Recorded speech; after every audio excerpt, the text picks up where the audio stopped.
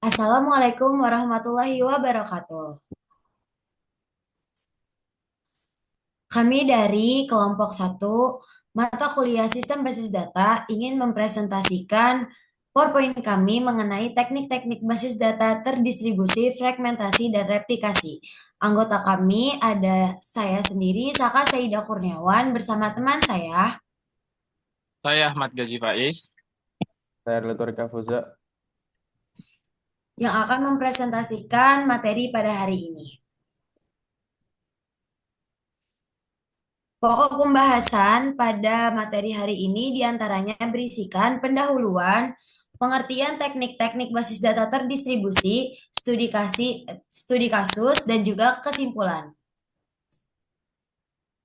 Selanjutnya akan dijelaskan oleh teman saya Ahmad Ghazi Faiz. Oke, apa itu basis data terdistribusi? Basis data terdistribusi adalah suatu sistem basis data di mana data disimpan di beberapa lokasi jaringan yang berbeda. Dengan tujuannya itu untuk meningkatkan ketersediaan, skalabilitas, dan kinerja. Dan mengapa basis data terdistribusi itu penting?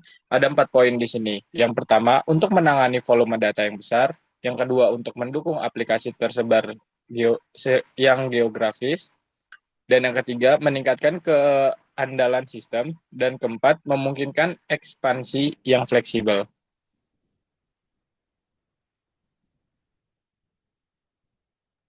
Ya, selanjutnya ada jenis-jenis teknik fragmentasi. Yang pertama ada fragmentasi horizontal, yaitu data dibagi berdasarkan baris atau tuple, sehingga setiap fragmen berisi subset dari baris tabel yang asli. Ini berguna untuk mendistribusikan data berdasarkan kondisi tertentu. Yang kedua ada fragmentasi vertikal, yaitu data dibagi berdasarkan kolom atau atribut, sehingga setiap fragmen berisi subset dari kolom tabel yang asli. Biasanya, setiap fragmen menyertakan kunci utama agar dapat direkonstruksi melalui operasi join. Terus yang terakhir, fragmen campuran atau hybrid. Kombinasi dari fragmen horizontal dan vertikal, di mana pertama-tama data dipecah secara horizontal, setelah itu setiap fragmen horizontal dipecah lagi secara vertikal atau sebaliknya.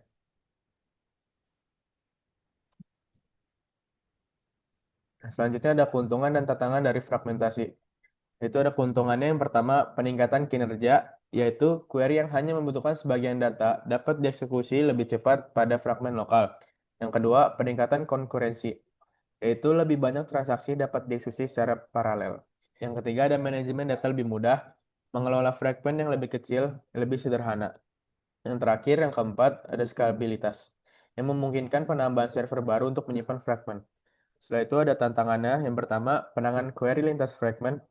Query yang membutuhkan data dari beberapa fragmen bisa menjadi kompleks. Yang kedua, integritas data, memastikan konsistensi data antar fragmen.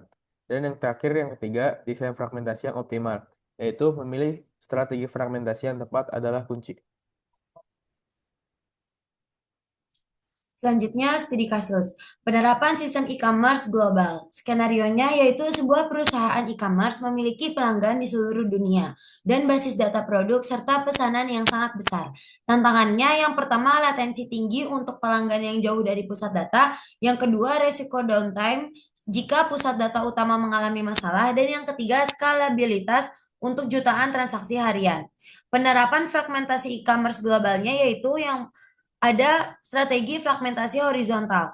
Data pelanggan, fragmen berdasarkan wilayah geografis. Misalnya, pelanggan Asia Tenggara disimpan di server Singapura, pelanggan Eropa di server Irlandia. Data yang kedua ada data pesanan. Fragmen berdasarkan tanggal pesanan atau ID pesanan. Manfaatnya yang pertama, peningkatan kinerja query. Pelanggan di Singapura akan mengakses data pelanggan mereka dari server Singapura untuk meminimalkan latensi. Yang kedua, distribusi beban. Beban query tersebar ke beberapa server. Yang ketiga, skalabilitas regional, yaitu lebih mudah menambahkan server baru di wilayah tertentu saat pertumbuhan pelanggan meningkat. Selanjutnya, ada penerapan replikasi pada e-commerce. Strategi replikasi. Yang pertama, replikasi data produk. Data produk direplikasi secara asinkron ke beberapa server di berbagai benua. Misalnya Amerika, Eropa, Asia. Setiap server regional memiliki salinan data produk lengkap. Ketika pelanggan mencari produk, query diarahkan ke server replika terdekat. Yang kedua, replikasi data penting.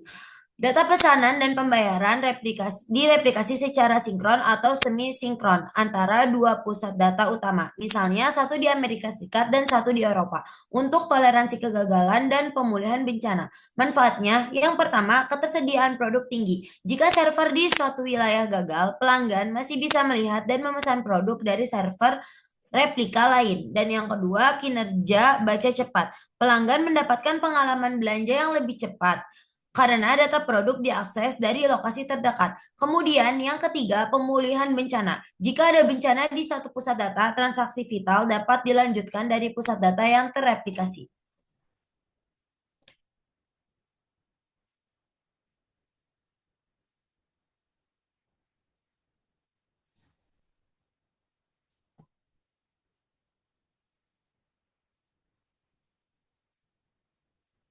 Selanjutnya akan dilanjutkan oleh teman saya, Ahmad Gazi Faiz. Oke, yang terakhir nih ada kesimpulan, dan di kesimpulan ini ada 4 poin. Yang pertama, fragmentasi dan replika. Dua teknik ini adalah teknik fundamental dalam desain basis data terdistribusi. Dan poin kedua, saling melengkapi. Fragmentasi membantu mendistribusikan data secara logis, sementara replikasi memastikan ketersediaan dan keandalan data.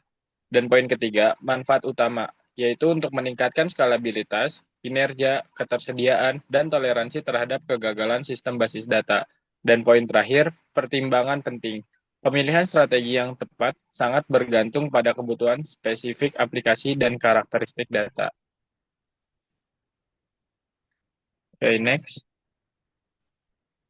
Sekian presentasi dari kelompok kami, kurang lebihnya mohon maaf. Wassalamualaikum warahmatullahi wabarakatuh.